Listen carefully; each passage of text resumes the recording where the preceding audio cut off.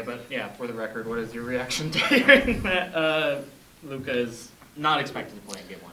Yeah, just found out actually, just walking in here. But, we prepared for Luka for this whole series. We prepared for what it would look like without him.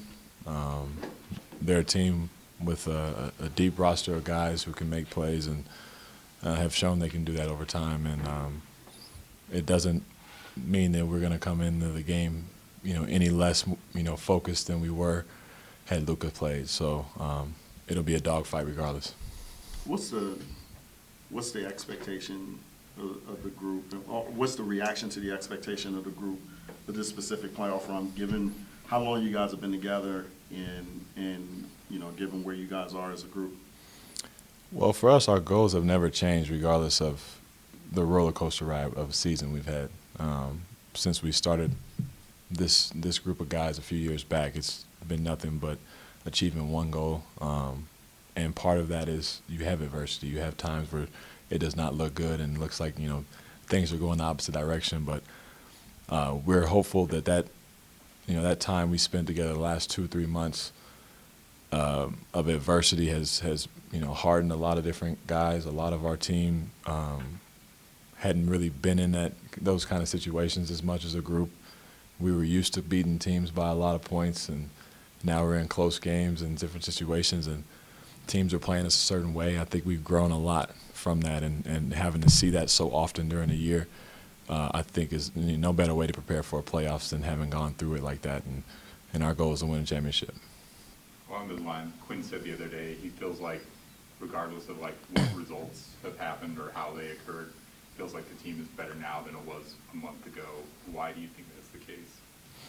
Well, I think for us, a lot of things that were going on in the last month or so. There's a lot of talk outside of the team about guys individually, about our relationships, and a lot of it is, most of it, all of it is not true. We're just how why would they think that, or why would they think that, or we're not that team that they say we are. But for us, it's now that we've got our guys healthy, we've got our guys focused on the right things and not what's going on the outside.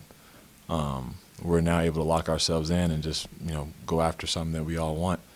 The coach has been on us. All our coaches have been on us about coming in and shutting out everything and just working and being who we are. And the last really 2 weeks, we've played really good basketball.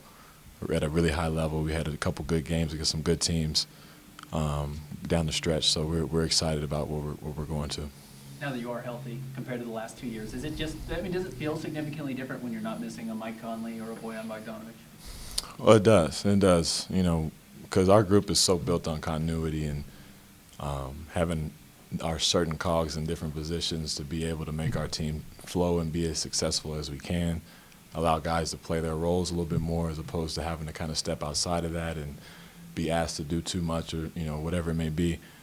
So when we have our team, our core group of guys together, we feel like we can beat anybody. And we've always said that all year long, regardless of our seeding, as long as we're, as a unit, clicking and having our continuity back, we feel good about who we are. Quinn's been pretty consistent in keeping you at around 28 minutes a game during the season just to get you to this point. Now that you're here, kind of your expectation, you're going to be up to 35, 36, whatever it may be. 45? No.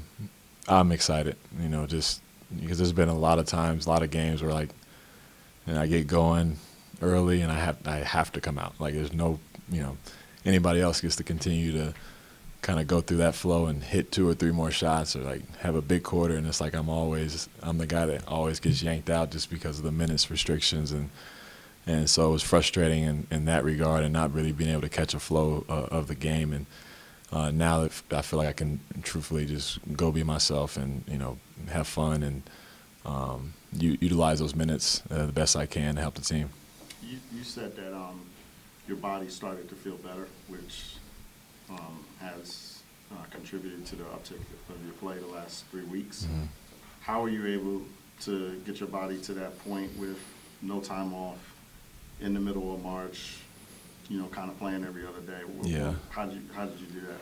Well, you kind of had to double down on everything I was doing. Like it was tough because everybody gets banged up a little bit through the year, and for me, you get one thing, and it leads to another thing, and another thing, and you just kind of have to ride that wave until it finally subsides. And if I was 19, it might go away in a week, in 2 days, but at age, you might take a week and a half for something to go away. It's stuff that's not going to stop you from playing, but stuff that'll affect you when you're out there. And that's kind of what I was going through. Like it was just a bunch of different things happening at the same time. You got the weight of the season, the way we were playing. There's a bunch of things going on, and finally, it just one day it starts to all go away, and you can just refocus on the game more so than just what's going on your body or injury related.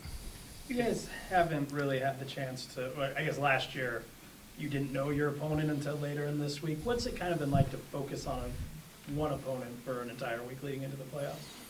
Oh, it's. I think it's a great advantage from what we've had last year. We knew right away. Basically after we played Portland, who we're playing, and we were already kind of thinking about what we can do, how we can adjust, what adjustments will be made with Luka. Will he play? Will he not? Just a bunch of things were already clicking in everybody's heads, and our coaches were already putting the game plan together. So it's a much cleaner transition to the first game of the playoffs than it was last year, when you didn't know who you were going to play until basically today or tomorrow or whatever. So we're just excited to have opportunity to play against a very good team, and look forward to it. When they go small, 5 out, why do you have the confidence that you'll be able to defend that better than you did last year against the Clippers? Well, I honestly think we saw it all year, from Clippers to Phoenix to Minnesota, whoever played us, they all tried to go small, and some successful, sometimes we were successful, and but we learned from each encounter. We learned from each one. Like when we went to the Clippers series last year, we were basically experimenting with what we were trying to do with the rotations and different things. We hadn't done it before. We've had a whole season to really just, take our bumps, take our bruises. Nah, that worked, that didn't work, and kind of compile it all together, and to where, like, when, situations occur, it's not so foreign to everybody. It's a reaction that, oh, I've seen that, I should rotate, or I've seen that, I should box out, or Rudy Gobert knows we're trying to, get him to the rim, we need to rotate, or sometimes Rudy's going to have to rotate to the corner. Like, it's going to happen, and we've been through all those situations, and I feel comfortable that guys are now feeling, in a good space with it. Can you give us a little backstory on is it Kaizen? Kaizen, yeah. Kaizen. Well, Coach brought that to our attention as kind of like our slogan, our saying, being resilient, through everything, being at a level all the time, and not, dipping too low, getting too high. And it's been there. It's been outside our facility for a couple years now, and on our shirts and everywhere across the building. So guys have lived by it, regardless of what the season might have looked like. Guys truly do believe in it, and I think that it's been a big part of our success over the years. In a weird way, of all the reports of like the infighting or all the all the squabbling and stuff, has that kind of brought you guys closer together in a way? I think so. Like it because a lot of things you look and they're like, oh, that's not true, and then you have to go and talk to that person and be like, hey, you have to have the conversation. Like, is this what we feel? Like, no, I don't feel that, or I do, or whatever. And if it's true, then you actually get to talk about it instead of it being hidden and withheld, and you just going about your business and then affecting play on the court. Like, it forced us all to just be men and just hey, don't worry about that, but this is an issue. Truthfully, like, what are we gonna do when spacing's this way, or they go 5 out, or like late game situations? Like, we got to figure it out. Like, no running from it. So I think that really forced us to sit down and, like, what are we gonna do, and made us a little bit closer. Okay, thank you. Yeah. So are you still feeling twinges in the calf? I mean, it's better. It's better right now. So not anymore. I didn't play last game, so I had like 3 days off. Now we had a week till the first playoff game, so it's way better. obviously you don't know the extent of Luka's calf injury, but do you kind of like what was your thoughts when you found that out? I mean, that's what it is. You cannot do anything about it. It's, I don't know how bad it is. Calf strain can be about 6 months. It can be a couple days. So I don't know what is his injury. So I cannot talk about it honestly. What kind of, I mean, there was a report today that said he's not expected to play in game one. Does that how does that change your approach to game one, if at all, and kind of does that make you guys, hey, let's get this important win while Luka's maybe out? I mean, we don't mind who is on other side as long as we play the right way and we play the way that we can. So we were preparing whole week that they're gonna play with a full roster. So I don't have any info if he's gonna play or not, but that won't change anything in our perspective or our preparation for game one and the whole series. Just looking back at the 4 games that you had against them during the season, are there things that stand out about, we did this really well, this could stand to, we could stand to improve here? I mean, in every game, especially in a playoff series, it's going to be a lot of adjustment, a lot of personal adjustment, like how we're going to play them. We got more time to prepare. During the regular season, you got day or two, so you cannot do much. But right now we had, like I said, a week of good practices and preparing and executing our game plan through the practices. Now it's time to get out there and show what we were working this week. Is there what's the word I want to use? Is there pressure on you guys to produce in this playoff run as a whole? Just kind of given where your group is.